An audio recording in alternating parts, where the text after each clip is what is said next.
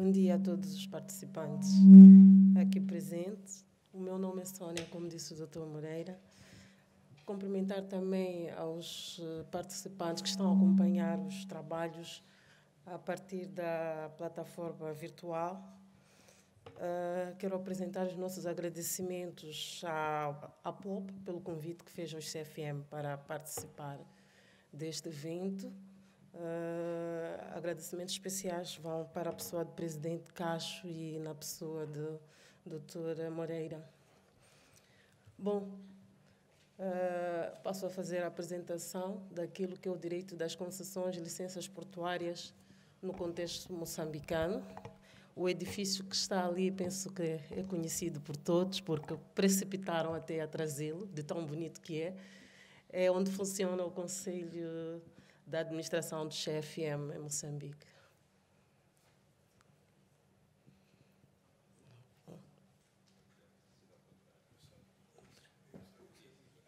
Bom, obrigado.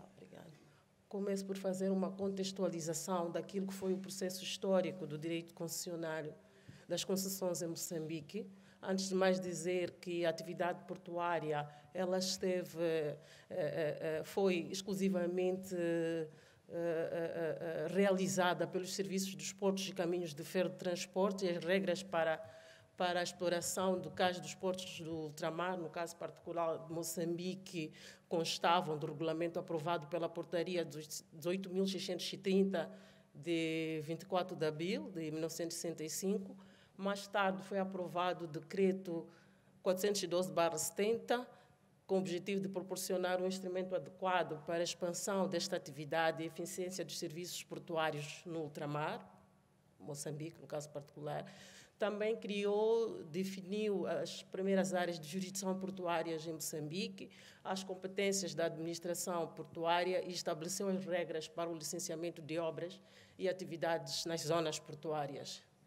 Depois da independência, os serviços portuários continuaram a ser confiados a instituições e empresas do Estado que geriam essa atividade, sujeitando-se às normas da legislação que as criou e foi com base nelas que desenvolveram as mesmas atividades. Já na década 90, quando do Programa de Reabilitação Econômica que foi aprovado pelo governo de Moçambique, este programa trouxe o advento da liberalização do mercado e da atividade portuária. Foi permitida a entrada dos gestores privados no setor portuário. Foi toda uma filosofia da legislação que acima me referi, aliada ao desenvolvimento recente da atividade portuária a nível internacional, regional e nacional, que conduziu à necessidade do governo estabelecer e atualizar o quadro jurídico do setor portuário em Moçambique. Tudo isso com o objetivo de definir com clareza o sistema da administração portuária em Moçambique, o funcionamento de sua organização, definir a forma da intervenção do Estado neste setor e depois também, no que respeita ao conjunto de obrigações que estão sujeitos e os direitos que lhes são atribuídos, de forma que nós possamos ter uma visão mais adequada e articulada na realização da atividade dos atores na realização dos serviços portuários. O estabelecimento do quadro jurídico foi também introduzido com o objetivo de contribuir para a quebra de monopólios, acabar com a regulação avulsa e desajustada ao atual desenvolvimento que estamos a assistir no país, do setor em particular e da atividade portuária no seu todo, permitir ao Estado padronizar e uniformizar os critérios no processo de celebração dos contratos de concessão, licenciamento e terceirização de serviços públicos portuários, sem prejuízo dos serviços de interesse público. Um outro objetivo, e o último, foi restringir o âmbito da atuação do CFM a seu objeto, pois, em virtude do monopólio histórico e natural, conforme me referi anteriormente, o CFM acabou assumindo em simultâneo o papel de autoridade portuária, de regulador portuário, de gestor portuário e acionista nas empresas concessionárias, e isto conflituava bastante com os princípios de divisão de responsabilidade e de imparcialidade. A seguir, temos ali aquele que é o quadro jurídico do setor portuário de Moçambique, a partir da nossa Constituição da República de Moçambique, traz alguns princípios que remetem para o direito de concessão. A resolução número 6/96 aprova a política dos transportes. A nossa lei base do direito das concessões, que é chamada Lei das Parcerias Público-Privadas. Depois temos também o seu regulamento, que foi aprovado pelo decreto número 16/2012. A seguir temos o decreto 84/2021, que cria o Instituto Ferroportuário de Moçambique, que foi recentemente aprovado, foi mesmo em 2021. Temos também o decreto número 85/2021, que redefine as áreas de jurisdição portuária de Mocimboa da Praia, da ilha de Moçambique, de Quelimane, Beira, Maputo, e cria as áreas de jurisdição portuária de Metangula, que é a Zona Norte, Angoche, Pebane e Xinde. Ainda temos o decreto número 83 de 2021, cria um Instituto de Transporte Marítimo, que é abreviadamente designado por Intrasmar. Temos também outras leis e regulamentos anteriores à lei das PPPs e os decretos que criaram essas autoridades reguladoras que regem a matéria de concessões e licenças portuárias, mas continuam em vigor, foram apenas derogadas, como o caso das portarias que fiz referência. Alguma legislação setorial específica que aborda, para além das matérias das concessões, matérias ligadas às licenças portuárias, tal como o regulamento do trabalho portuário.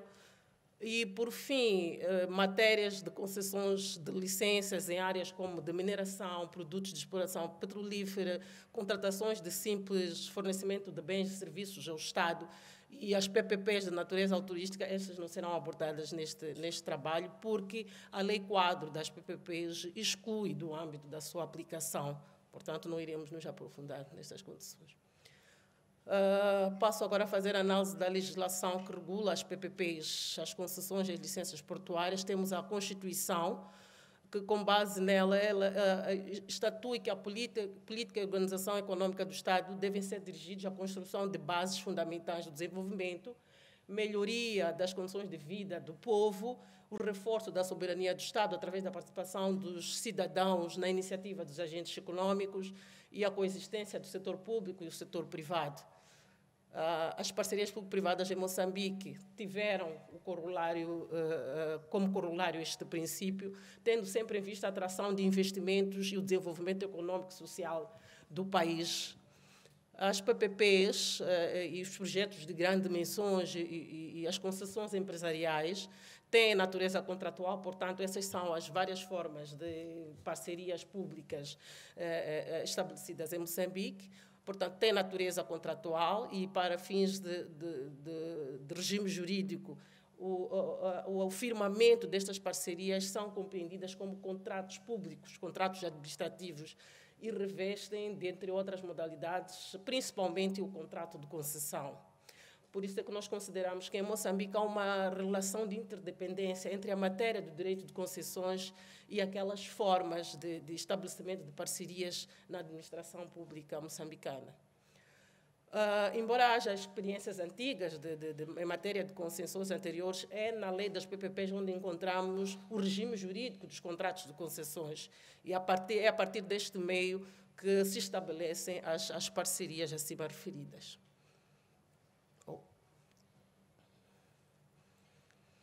Bom, a resolução número 6/96, que aprova a política dos transportes, é o primeiro documento oficial, não é, que relativo aos PPPs, onde o governo viu a necessidade da participação do capital privado nesse tipo de parcerias para a reabilitação de infraestruturas, para a gestão por contrato ou concessão parcial total dos portos, das linhas férreas, aeródromos e na constituição e exploração de empresas de navegação e área marítima.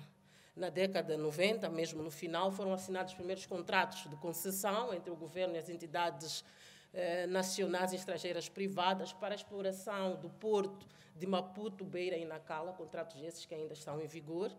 Estes primeiros contratos de concessão no caso do setor portuário, não obedeceram os mesmos padrões e critérios na celebração, e isto diferencia as formas de gestão dos contratos, de gestão destes portos em Moçambique. Cada um tem o seu padrão, o seu critério, mesmo porque nós não tínhamos uma lei de bases para reger as concessões.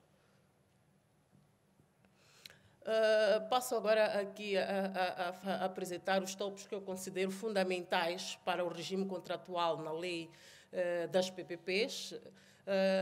Prontos, dizer que no âmbito das PPPs a gestão destes portos foi concessionada a empresas privadas, sempre na busca de investimentos, parcerias estratégicas para reconstruir o sistema portuário e por forma a torná-lo modelo, competitivo e financeiramente viável. E, nos termos da nossa lei, a PPP é compreendida como um empreendimento levado a cabo na área do domínio público, do Estado ou de prestação de serviço público e é estabelecida mediante um contrato e financiamento total ou parcial do parceiro privado, e este parceiro obriga-se a realizar investimentos e explorar atividades do interesse público do Estado. A aprovação desta lei e seu regulamento contribuiu sobremaneira para padronizar e uniformizar os critérios nos processos de celebração dos contratos de concessão, que foram posteriormente acordados depois dos contratos de concessão do Porto de Maputo, Beira e Nacala, e impulsionou bastante a atualização da regulação dos procedimentos inerentes ao licenciamento dos serviços públicos portuários. Como modalidade de contratação das PPPs em Moçambique, temos o contrato de concessão, com as suas submodalidades, o contrato de cessão de exploração e o contrato de gestão. O regime jurídico de contratação varia em função das várias formas de parcerias públicas que nós firmamos. Para o caso particular das PPPs, segue a regra geral do concurso público, as propostas de PPPs de iniciativa privada. O proponente tem uma margem de preferência de 15% na avaliação das suas propostas que resultam da licitação. Nos projetos de grande dimensão, os investidores gozam do direito de livre iniciativa privada, salvo os casos expressamente tipificados na lei e lá previstos, e há situações em que a lei obriga e determina a realização do concurso público. Nas concessões empresariais, este tipo de parceria segue a modalidade de contratação prevista na legislação setorial específica, os princípios gerais aplicáveis às contratações públicas, e quando ela envolve ou inclui os projetos de grande dimensão, que envolve a concessão para a exploração de recursos naturais, reveste, dentre outras formas, a forma de contrato de concessão ou qualquer outra forma de titularização dos direitos concedidos pelo Estado. Portanto, o contrato de concessão acaba sendo o instrumento preferencial para estabelecimento dessas parcerias.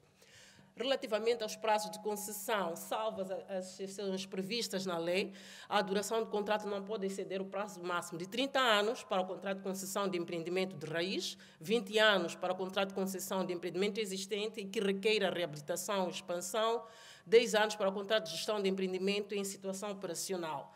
No que tange à formalidade, os contratos de concessão, incluindo as alterações, adendas, sujeitam-se à emissão do visto de fiscalização prévia pelo Tribunal Administrativo e à publicação dos seus principais termos no Boletim da República. O quadro institucional das PPPs em Moçambique é o que eu ilustro aqui, onde as funções e competências a nível institucional estão a cargo do governo, da tutela setorial, financeira, autoridade reguladora e, por fim, o parceiro privado. A tutela setorial é exercida por uma entidade do governo responsável pela área onde se insere o empreendimento, para o nosso caso em concreto, para a área portuária, o Ministério dos Transportes e Comunicação. Temos a tutela financeira, exercida pela entidade do governo que superintende as áreas de economia e finanças, a quem compete definir e estabelecer os mecanismos e procedimentos de articulação interinstitucional permanente, constante, com cada entidade responsável pela tutela setorial da área onde se insere o projeto. E depois, por fim, temos a autoridade reguladora, não é, que compete na sua respectiva área de especialização, assegurar o equilíbrio econômico-financeiro entre as partes contratantes, proteger o interesse dos utentes e a manutenção e sustentabilidade do empreendimento, para além de propor a legislação específica para o setor em que se insere o empreendimento. E o contratado é aquela pessoa pessoa que pode ser singular ou coletiva, com o qual o parceiro público ou o Estado, propriamente dito, celebra o contrato relativo ao empreendimento em causa. Os princípios gerais que norteiam as parcerias público-privadas em Moçambique é o princípio do utente pagador, onde o investidor privado tem direito à compensação dos custos incorridos na viabilização do projeto e uma margem de lucro na prestação das suas atividades, a manutenção da propriedade do Estado dos bens de domínio público que são cedidos à entidade privada, a partilha de riscos, a lei imputa riscos a parceiro privado, ao contratado, ao contratante público ou ao Estado, e a seguir temos a partilha de benefícios financeiros e socioeconômicos para a economia nacional e para a sociedade moçambicana no seu geral, onde vemos o desdobramento destes benefícios que são o pagamento de taxa de adjudicação ou bônus de assinatura que é pago pelo investidor privado, o pagamento da taxa de concessão ou de cessão de exploração que é repartida em taxa fixa de concessão ou taxa variável de concessão, que pode ser mensal, semestral ou anual, dependendo do acordado. E esta lei mantém e reconhece a validade dos contratos de concessão que foram celebrados antes da sua entrada em vigor, abrindo possibilidade para a sua renegociação para adequar as causas de mitigação de custo e aos benefícios financeiros e econômicos. Os decretos este é o quadro da reforma legal do setor portuário no quadro da regulação e licenciamento. Estes são os decretos que foram recentemente aprovados em 2021. Um que cria a entidade que regula o setor ferroportuário, o outro com as funções que ali estão. Tem funções também na área portuária, mais concretamente nas concessões, no licenciamento, e depois a seguir temos o decreto que cria o Instituto dos Transportes Marítimos. O objeto é o que está claramente ilustrado ali. Tem atribuições nas áreas de jurisdição portuária, onde faz a sinalização, e nas áreas de transporte marítimo.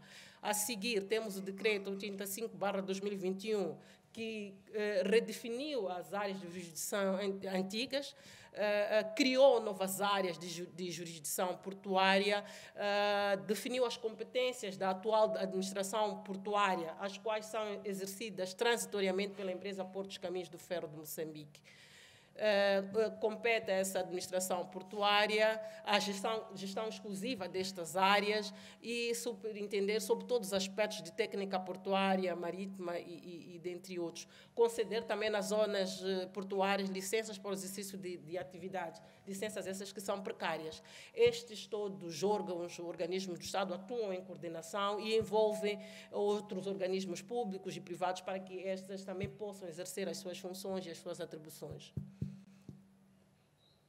Estes são os desafios que nós temos atualmente, não é? O regulador portuário, em coordenação com o Ministério de Tutela e o CFM, na qualidade da administração portuária, estão a trabalhar no estabelecimento e atualização de instrumentos normativos do setor.